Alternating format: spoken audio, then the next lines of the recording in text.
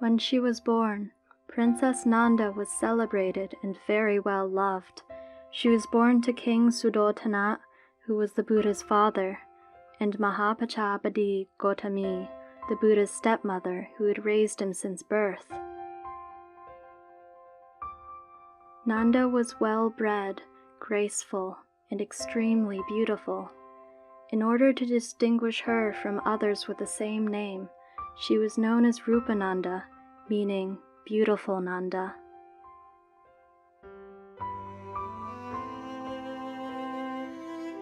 Over time, many members of her family, the royal house of Sakyans, left to follow the Lord Buddha. Among them were Rupananda's brother, her cousins, her mother, and finally, many other Sakyan ladies. They were extremely proud that a member of their clan had become the self-awakened Buddha. Rupananda decided that she too would ordain. However, unlike the others, she did not ordain out of faith or desire for enlightenment. Instead, her main motivation was to conform and not stand out.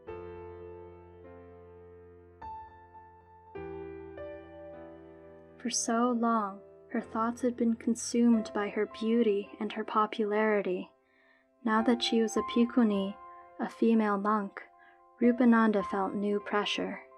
When many of the bhikkhunis would go to see the Buddha and listen to the Dhamma, Rupananda would make an excuse and refuse to go. One day, the Buddha called all the bhikkhunis to him, and Rupananda refused to go. She was afraid that the Buddha would admonish her for her lack of practice and her obsession with her appearance.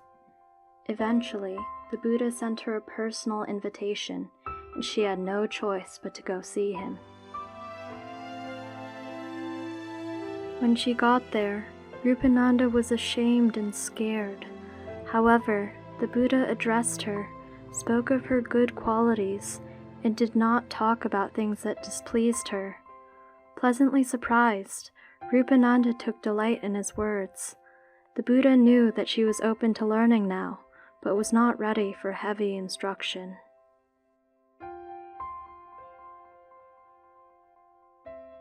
Because the Buddha knew that Rupananda was obsessed with her beauty, he used his psychic powers to conjure up an even more beautiful girl.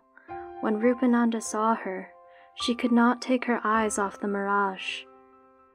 But as Rupananda watched, the young, beautiful girl began to age rapidly right before her eyes.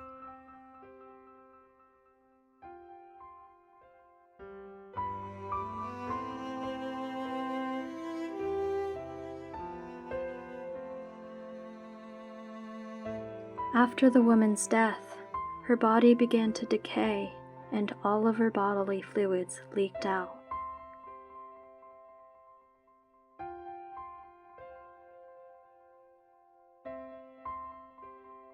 Rupananda internalized this vision.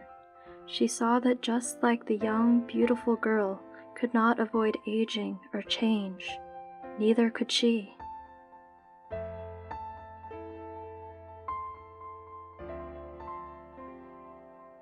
She realized that the body that she cherished, adorned, and worshipped would eventually die, leak bodily fluids, and even be eaten by maggots.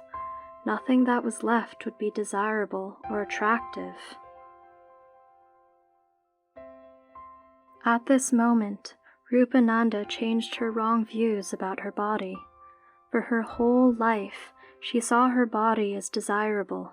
She believed that her body was beautiful, never changing, and worthy of attachment.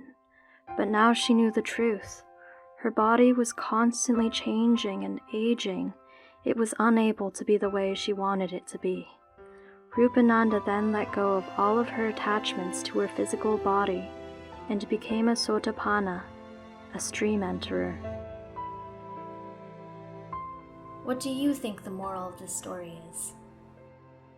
We hope you enjoyed the video. Click like if you did, and click subscribe if you want to see our uploads.